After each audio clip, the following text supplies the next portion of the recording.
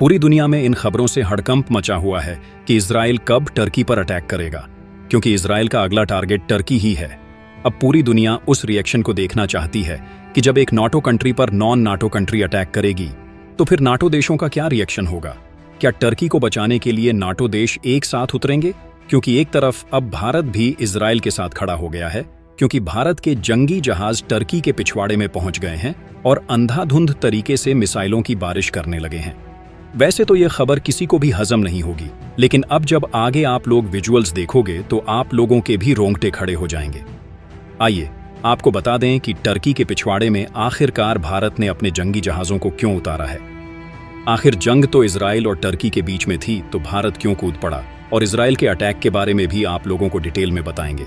लेकिन यहाँ पर वीडियो शुरू करने से पहले आप लोगों से दिल से एक हम्बल रिक्वेस्ट है कि अगर आप लोग हमारे चैनल पर पहली बार आए हो या फिर अभी तक आप लोगों ने चैनल को सब्सक्राइब नहीं किया है, तो एक देशभक्त होने के नाते सबसे पहले चैनल को सब्सक्राइब कर लो, बेल आइकॉन को प्रेस कर लो और वीडियो पर भी लाइक, शेयर एंड कमेंट करना मत भूलिएगा।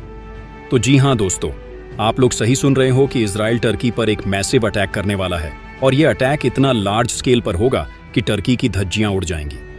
लेकिन यहाँ पर सबसे शॉकिंग जो खबर देखने को मिलेगी वो ये होगी कि आखिर टर्की का S-400 air defence system Israel के 5th जेन के स्टेल्थ फाइटर जेटों को कहां तक रोक पाता है।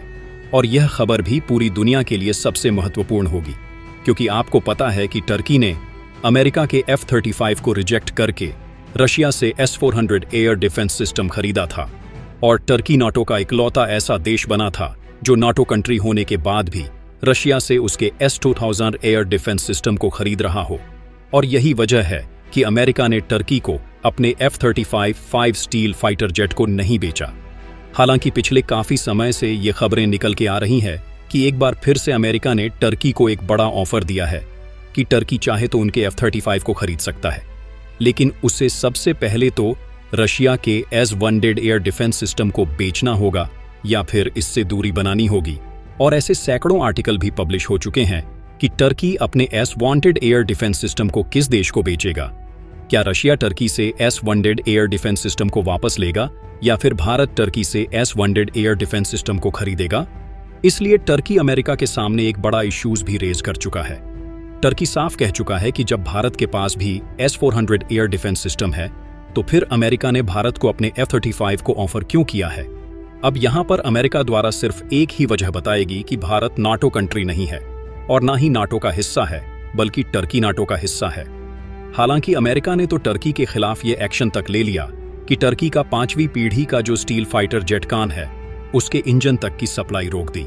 इसलिए फिलहाल की डेट में टर्की के पास S-400 एयर डिफेंस सिस्टम है जो उसने अपने बॉर्डर पर डिप्लॉयड कर रखे हैं। अब सवाल मात्र एक ही है कि अगर इजराइल टर्की पर अटैक करता है तो क्या वो S-400 एयर डिफेंस सिस्टम को वेट कर पाएगा, या फिर टर्की पर अटैक करने के लिए किसी नई स्ट्रेटजी का इस्तेमाल करेगा, या फिर इजराइल की मौसा टर्की के अंदर किसी बड़े सीक्रेट अटैक को अंजाम देगी। इसके बारे में कुछ भी कहना मुश्किल है, क्योंकि जहां जहां हमास के आतंकवादी छुपे हैं, या फिर हिजबुल्ला और यमन के हौथी छुपे हैं, या फिर वह किसी भी खाड़ी देश में छुपे हो, हर जगह इजराइल अटैक करने की क्षमता रखता है। अब आपको यह भी बताएंगे कि आखिर भारत ने अपने जंगी जहाजों को टर्की के पिछवाड़े में क्यों भेजा है। लेकिन उससे पहले आप लोग यह जान लो कि आखिर इजराइल टर्की पर अटैक क्यों करना चाहता है।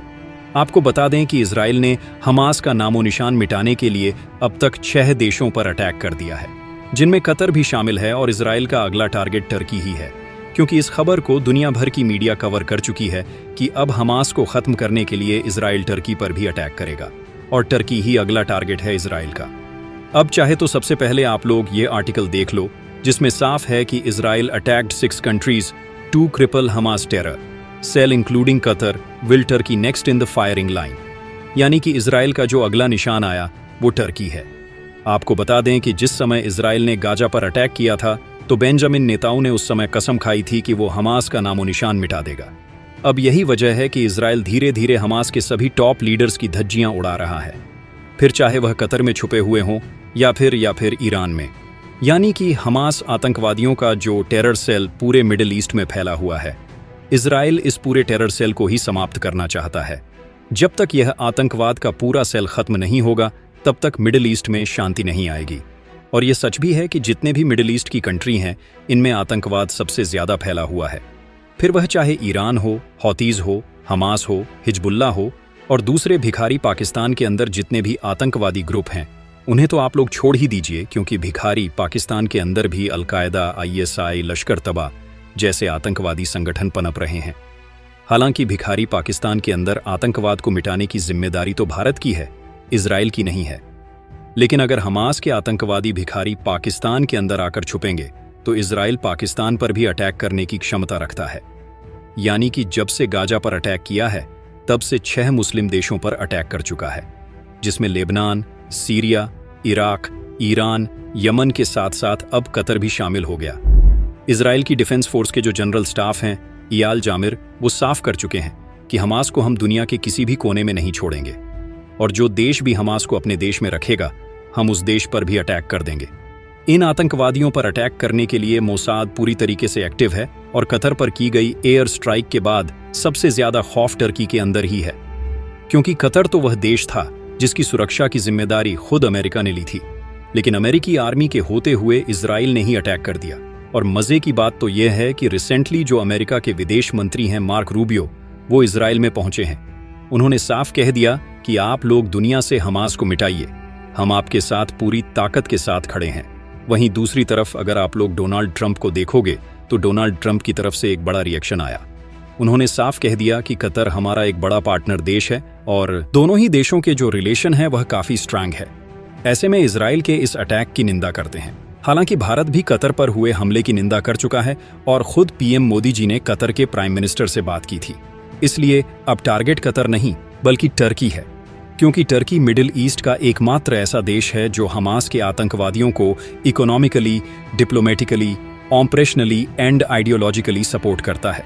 और यह मिडिल ईस्ट का एकमात्र देश है जो इजराइल को चुनौती देता है। लेकिन टर्की के नाटो कंट्री होने की वजह से कभी भी टर्की पर इजराइल ने अटैक नहीं किया। इसलिए अब सवाल यही उठ रहा है कि अगर इजराइल ने टर्की पर अटैक किया तो फिर नाटो देशों का क्या रिएक्शन होगा, क्योंकि टर्की तो नाटो का मेंबर देश है और वहीं इजराइल नाटो का मेंबर देश नहीं है।